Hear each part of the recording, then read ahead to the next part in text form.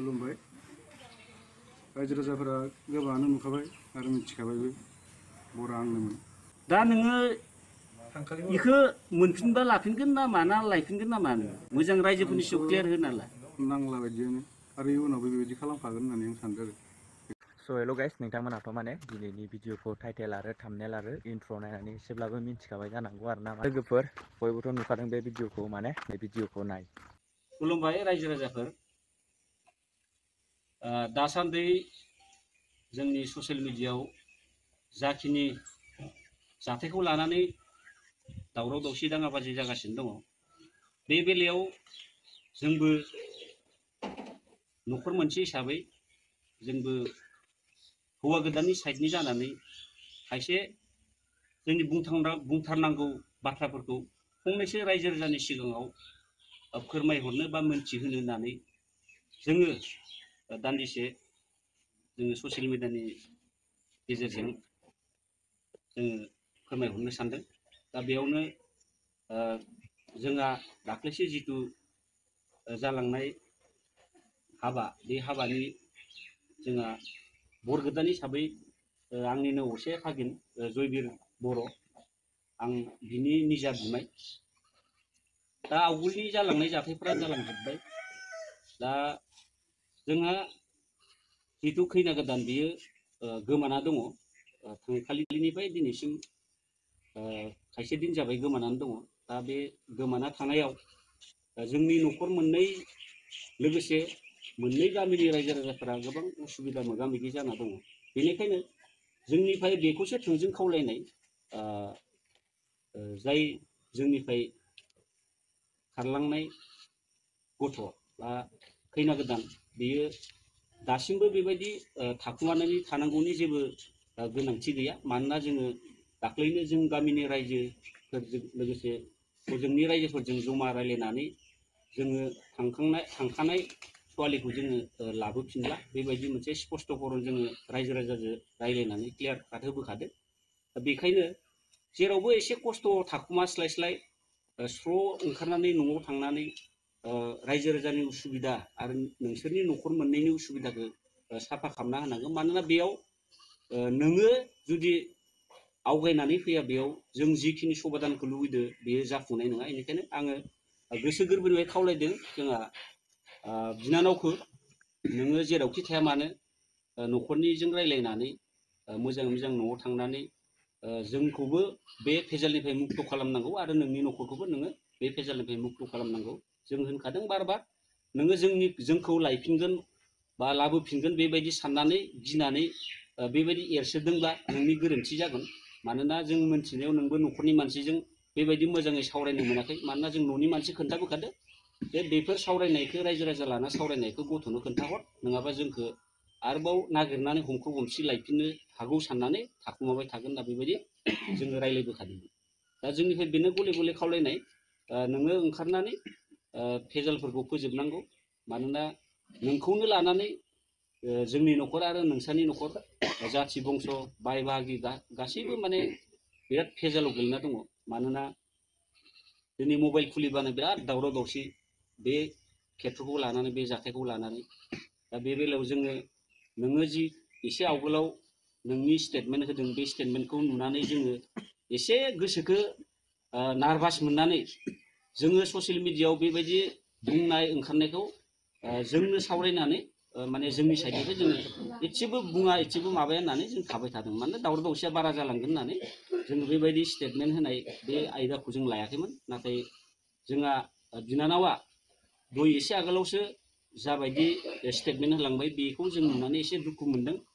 मानोना जिबायदि खोथा बुंदों, जोङो गोबां माबाफोरखौ बेबायदि गावनि केरेक्टारनि सायावबो डिपेन्ड खालामना जोङो बुंनो लुगैया। मानोना बेबो दा सिख्ला गथ'। नंगौ, खाफालाव गैयाबा जाया, बेखौनोथ' होनो खाफालनि लिरनाय। जालांबाय जालांबाय। दा बेयाव दायनिगिरि हिसाबैथ' जोङो दा रावखौबो दाथिनानै बुंनो हाया। नोङो बेनिखायनो बेफोर गासैबो भेजालखौ बुजिनानै न'आव थांनांगौ आरो जोंनि भेजाल आरो न'खरनि भेजाल फोजोबना होनांगौ।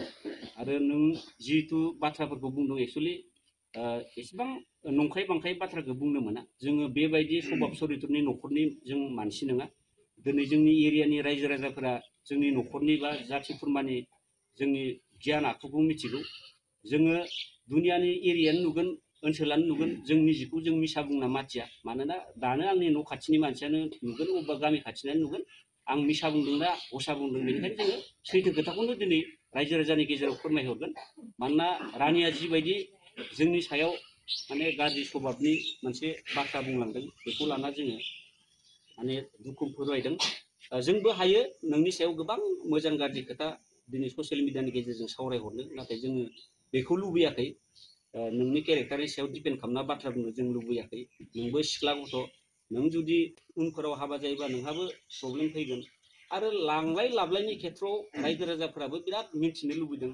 एक्सुवेलि हाबा लानाया बेबायदि जर जुलुम लायनाय जाखो ना बर'नि नेमखान्थिजों नायलायनानै लाबोनाय जाखो, बेफोरखौ मोजाङै बुजिनो लुबैदों। बेखौ एक्सुवेलि जोङो आवगोलावनो स्पष्ट होनांगौमोन, खिन्थु जों बेबायदि ससियेल मिडियायाव बांद्राय दावराव दावसि जानायखौ लुबैया होननानै जों बेखौ जों निजिनो एसे सिं जाथबनाबाबो थाबाय थानाय जादों। दा बेयाव जा बिनानावा बेबायदि गनायथावि बाथ्रा बुंनायावसो जों एसे जोंनि नांथारगौखिनिखौल' जों बुंगोन होननानै जोङो दिनै ससियेल मिडियायाव फैनाय जाबाय। आसल खोथाया बिसानि न'खरफोरानो जोंनो खैनाखौ खोन्थिदोंमोन। जेसेबां बर'नि नेम निथि दङ बे नेम निथिजों लायनाय जादों। खैनाखौ खोन्थिदो, जोंनि न'खरखौबो बिसोरो माबायदि नायनो फैदो, न'खरनि गोजा नायनो फैदो। जोंबो आरामसे जाहो लोङो जोङो नेमखिनिखौ जोङो पालन खालामना हरदों। बेनिफ्राय लायनाया एसे आथुर जादों, मानोना जोंबो सानबाय आरो बिसोरबो सानबाय जे सम गैला। जोंना बैसागोनि सानब्रै ना सानबा सिगांल' बेबायदि जों सम मोन्दों। आरो बैसागो बोथोरावनो जिहेथु हाबानि दिन, आरो बैसागो बोथोरावनो हाबाखौ होनो हायोबा मोनसे शुभ कर्म जायो होननानै जोंबो उनाव बानायबाबो एखे, जों दा बानायबाबो एखे, थाखा फैसानिसो बोलो होननानै जों आथुर जोङो गावसोरजोंबो रायज्लायनानै जागोन दे, जेबो उसुबिदा गैया होननायलाय जोङो हाबाखौ जोङो लायखालिनि नेक्स्ट दिनावनो जोङो रायजो राजाखौबो लिंजोबदो, माल माथा बाननाय बेबायदि नेम निथि दङ जोंनिया। जों सानसेयावनो बेबायदि रायजो राजाखौ खस्थ' होनानैबाबो जोंबो बेखिनिखौ फोजोबनानै थांदों। आरो बेफोर जालांनायनि उनाव एसे बादा बिगिनि फैखादोंमोन लायनायाव। खायसे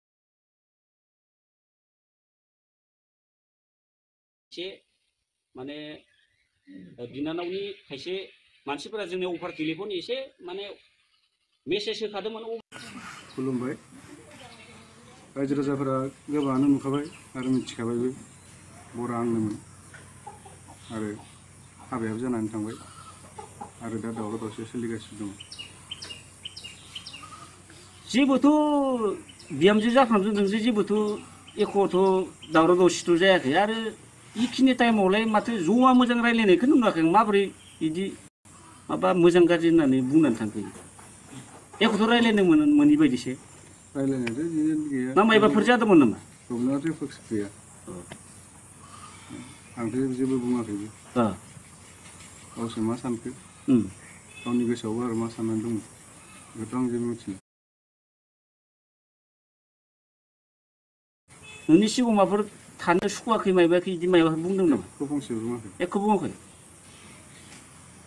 थानो सुखुनाय सुखुयि एख' जेबो बुंनाय जायाखै। सोरबाफोर बिदि फन हरनानै माबा हरनायफोर नों खोनाबायदों नामा? जेनेबा बिदिबोथ' गैया। फैबाय थायो, थेवबाबो आं न'खरनि फैदों होननानै बारा आन्दाज खालामाखै आरो आं। दा रायजो राजाफोरा हाजार हाजार जायगायाव नुहैबाय, दा जोंखौबो नोंथारिखौनो बिसोरो बानसावबाय थाबाय। दा जोंखौसो बिराद दुखि बायदि सानगोन। खायसे खायसेयाथ' बिराद बुंदों आरोना। बिदियाव दाउ लाना फैनानै मोनबा न'आवनो नोंसोरथ' माबा दाउ न'नि दाउसो आदि लायनो अमा फिसिनो लायनोसो बिदि बाथ्रा बुंदोंमोन। आगजुगसोमोन माथो नोंसोरनिया। दाउखौबो गावनि न'निफ्रायनो गावनि न'आवनो दाउ दं होननानै बुंदों। बेखौबो लाबोनानै न'आवनो लाफैनोसै होननानै बुंदोंमोन। दा नोङो बेखौ मोनफिनबा लाफिनगोन ना माना लायफिनगोन ना मानो? मोजां रायजोफोरनि सायाव क्लियार होना ला। नांला बायदियानो, आरो इयुनावबो बेबायदि खालामखागोन होननानै आं सानदों आरो। बेखायनोथ' आं रायजोफोरनि सायाव दाखालिबो थांनायाव बुंखाबाय आंनो नांला होननानै। बेखौ गाव खुलायै ओंखारनानै खुला खालामना होदो, जोंनियाबो न'खराव जाहाथे टेनसन जाया, बेखौनो लुबैयो आरो। बैसोआ 45 बोसोर होननायखौ रायजोफोरनि सिगाङाव एसे मोजां भाबै मिथिनांगोन। डकुमेन्टआ मा दङ? आंनियाव बार्थ सार्टिफिकेट दं। Birth certificate? ओइ न' सार्टिफिकेट दङ आंनिया बैसोआ इमान जाखायाखै दे होमबालाय रायजोफोराबो बिराद गुदु गदा जादोंना 45 बोसोरखौ लानानै नङा होमबा सोरहाबा ओंखाम ओंख्रियानो खामलाय लांदोनो गाइखेरफोरानो गोदौफु लांजोबदोनो बे माबाखौ मबाइलाव नायै नायै दा इफोर भेजालखौ जों फोजोबना होनांगोन ना होमबा नोंनो खोन्थिना हो मोजाङै मोजां हो खाथियाव हो